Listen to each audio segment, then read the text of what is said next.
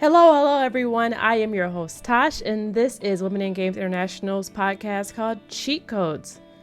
Social media is a place that feels safe and dangerous at the same time. It's a strange place. You can find your kind of people with shared interests and stories, and you can also find your arch nemesis. You can even become the villain, all from the comfort of your own home. How many times have you seen a positive video posted somewhere and scrolled the comments and seen some of the most awful and vile comments? Or have you ever watched your favorite streamer do something with so much joy and someone comments something so negative that it just takes the air out of the space? It's why so many of them have moderators. How does one get to that space to feel so comfortable just hurting others? The old saying is hurt people hurt people. So what are some practical things we can do so we don't turn into the bad guy? With me today, I have Christine Chua. Hi, Christine. Hello, TaSh. Happy to be here. Can you tell us a little bit about yourself? I'm Christine Chua. I'm the head of talent acquisition in a small gaming studio called That Game Company. How long have you been there? This month is 3 years, so I'm pretty excited about that milestone. So talent acquisition is kind of like, is that kind of like being a casting director in a movie? Not really, but yes. Also because it involves recruiting for talent, from engineering to art, designers, community people that moderate channels. So yes, it's sort of like casting people in the movie, but in the game itself or the making of the game itself. So do you have to kind of keep a dual mind about it? So not only considering what this person is capable of, but the company culture as well? For sure. I leave my biases behind, make sure that they have the entire 30 minutes of the screen. Sometimes people are not prepared and I chuck it up to nerves. So yes, you hear everything from the unprepared to the very excited person. That's why I love the job. I like that. Writing. So you get to probably meet a lot of new people as well. Yes. A ton of them, yes. So what's been the best part of this year for you, whether big or small? Well, yes, my milestone, being here for 3 years. I'm still excited about my day-to-day, and that's a big deal. And the small part of it is that I recently came from a trip in Japan, so that was really fun. Had the time to spend with my friend that's been there for 30 years. And I really appreciate you taking the time. I know that you just got back. I'm sure you're probably exhausted and still acclimating to the time change, so thank you so much. Oh no, it's my pleasure. Thank you. So what's your favorite social media platform? Well, professionally, it's LinkedIn because it's an aggregator of news and industries that I follow, not just the gaming world. And it also lists interesting job descriptions that I may learn from as a head of talent and a recruiter. Personally, I love looking at videos on Instagram or TikTok. And game specific is Discord. I follow a few people in there. I do. I think TikTok is one where I had to cut off all notifications because I will spend so much time and I don't even realize time is passing because now I'm down a rabbit hole of cooking eggs, right? Correct. Or there's a drama. There was a cake drama at one point and I was knee deep in whatever this cake drama. I don't know any of these people, but now I'm invested. Yeah, sometimes I just not even go in there and you just avoid and protect yourself sometimes from the time suck and some negativity that you see, That's very true. What are some ways that you've seen other people get unhealthy online? Um, as you were saying in the intro, there's this positive video of a person, just sharing their experience. And suddenly some other troll would say, don't you have um, don't you have work to do? Or Right. don't you have like any other more interesting things to say? I mean, it's just a feel good video Right. and sharing that happiness. We need some positivity or happiness here right now, especially, just hearing everything in the news, right? So for me, Yes. that's an escape, just seeing, the positive videos. Yeah. But you can't help but wonder why trolls do that. Are they Yes. unhappy with themselves or are they trying to be in trouble too, right? I'm always curious because people respond as if the videos or posts are directly addressed to them, to target them, to make them feel some sort of way. It is very interesting how I don't know, maybe just because I don't relate, or maybe I've done it, I just haven't recognized it. How do people take this so personally when it has nothing to do with them? Right. I think part of the problem is maybe, they're braver behind the screen, Mm, uh, anonymous, being right, anonymous and having a different screen name all the time. So they're not held accountable for anything they do or say right. online. Um, yeah. I I made a video on TikTok a few years ago about something silly about saying that if you walk outside, you see that most people are wearing blue pants, and it's no reason for us to wear blue pants all the time. And people were upset that I didn't say jeans. So instead of just like scrolling away, people were so mad. They were making videos attacking me personally, and Oh, no. on behalf of jeans of all things. So I was just I, Freddie, I'm so sorry that it was happened. very interesting, and it made me more curious about what's really going on with us mentally in this online space. So it kind of inspired this episode. Right. Must be isolation as well, right? The Right. lack of social connection is what they're saying. I think COVID made it worse Yes. with everyone being cooped up. What are some ways that you take care of yourself when you're on social media or on these online platforms? I'm really careful about what I post. Let's say personally, I open my social media to just friends and family, just the safe bubble that I want. But professionally, of course, I'm open to the masses. Right. My LinkedIn profile is public. I am careful on what to post in terms of some strong emotions or whatnot. I avoid that. Take a beat. If Right. if I saw a post that was just very controversial. So yes, I make sure that professionally I stay professional. My online persona is just my family and friends. I think that's a very good idea to have a public persona and a private persona. The Yes. one that's safer. And if you're in doubt of what to post, don't. Right. Just err to the side of cautiousness. Right.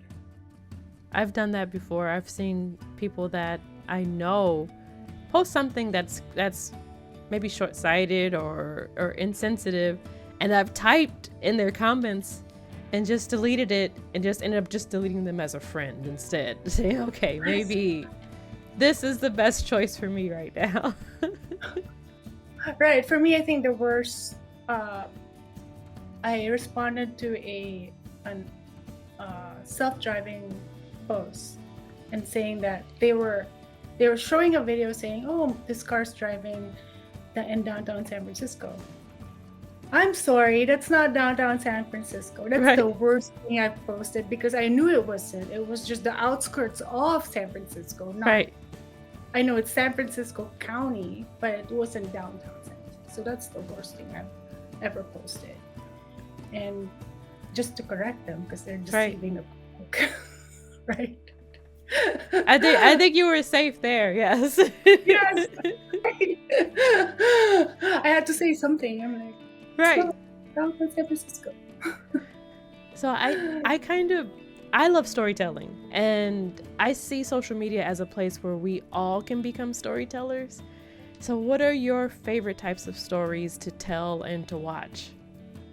To tell, in my personal private space with my family and friends, just the little tidbits of travel, my travels, being immersed in it, telling them what I felt when I saw this, or what captured me in terms of that day. So I share that, sort of like an online diary that my people Yeah. can read and react to, right? What I love watching is, animal rescue stuff. Oh, Like the dodo, yes. they are known for following animals that need rescuing, and the beautiful end of story where they thrive. Oh, I love it when they come back and they show us how. Yes. It makes my heart And the happy. Shellback Trust as well. They rescue elephants. So they rescued a lot of baby elephants who lost their mothers because of poaching, hunting for their mother's tusks. So some of them are really frail, and most of them make it because of their intervention. So that's what I love watching. That makes me happy. I think I like stories where it's something that was difficult to go through, but after you're through it, you can laugh at it. So I love when people are kind of telling those stories because it's a lesson in it also, but it's comedy. Right. And so I like when people can kind of look back at something and tell the story in a way that's entertaining and comical. I think I enjoy that. And also relatable, because sometimes they're talking about things that we would never say out loud. Yes. And I love, she is one of our streamers. I mean, her name is Nasty Mode. She is so wholesome because our games are wholesome. Yes. And I love the quirkiness of how she narrates, what happens next. So yes, this is a sort of like self-preservation, just looking at positive videos and following positive influencers, right? So that is true. Because if you're looking for it, you can be lost in negativity online. Right. Yes. Do you have any advice for people who are professionals but also have a public online persona? Yes, I think what I've observed is that you need to be authentic. But there's some limit to that, right? That doesn't mean like you show your skeletons in your closet. Authenticity is, just the realness of that moment, not necessarily your entire life. Right. So whatever you're trying to pitch, I hope and advise that know your audience, see if it will harm anybody and yourself. Can you live with that for the next couple months? You might get some backlash. Just start with kindness, and that will show through, right? Have you noticed that your online presence is being considered more in a professional space?